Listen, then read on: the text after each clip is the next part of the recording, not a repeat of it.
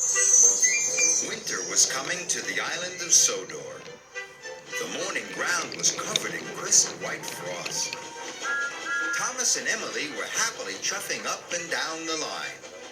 Thomas was enjoying pulling Annie and Clarabelle. He thought he was doing a grand job. But Emily had other ideas. She thought he could be doing an even grander job. So Emily decided to help Thomas by telling him what he was doing wrong. When she saw him puffing down the branch line, she cried out, "Slow down! You're going too fast and bumping your passengers."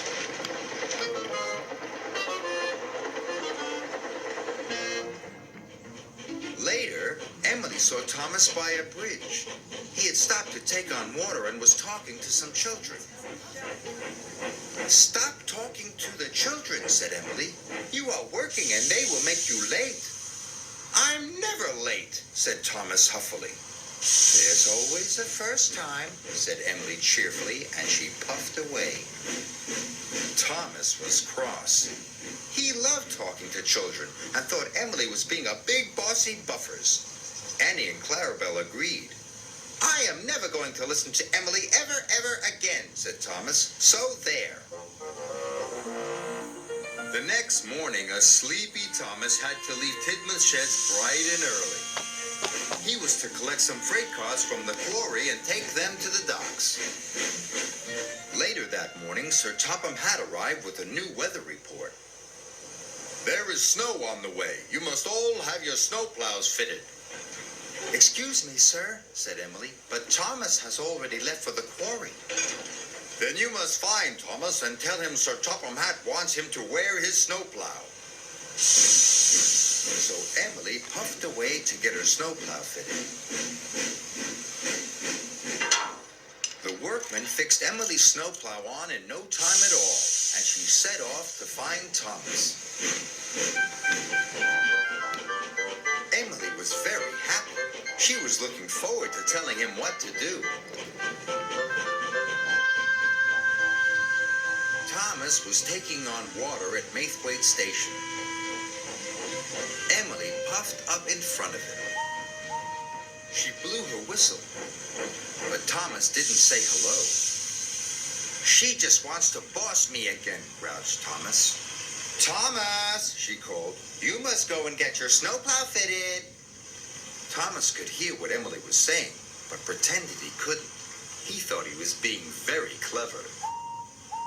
So Emily tooted even louder again. "You must go and get your snowplow fitted," she cried. "Bother snowplows," said Thomas, "and bother Emily. Anyway, the weather is perfectly fine," and he puffed away as fast as he could. Oh, Thomas!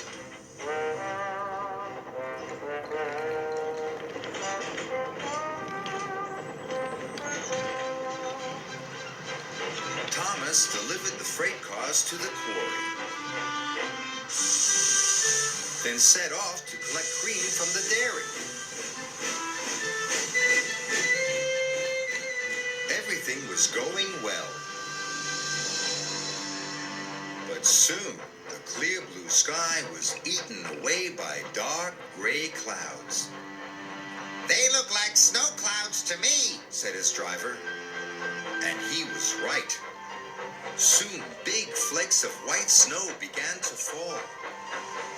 Then the snow gathered into drifts and covered the tracks. "Cinders and ashes," cried Thomas as his wheels began to slip. Snow fell all over the island.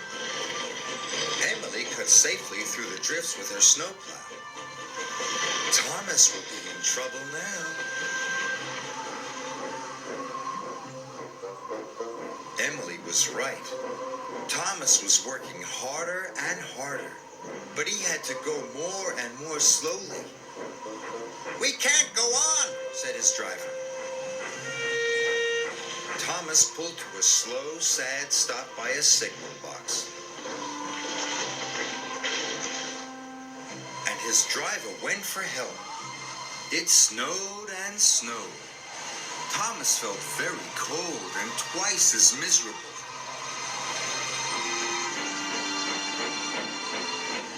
Then he heard the sound of an engine. Thomas was delighted until he saw who his rescuer was. It was Emily. I told you to go and get your snowplow. Now look what's happened. Thomas was still cross. You should say sorry for bossing me about. I am sorry, said Emily. Sorry you didn't listen to me.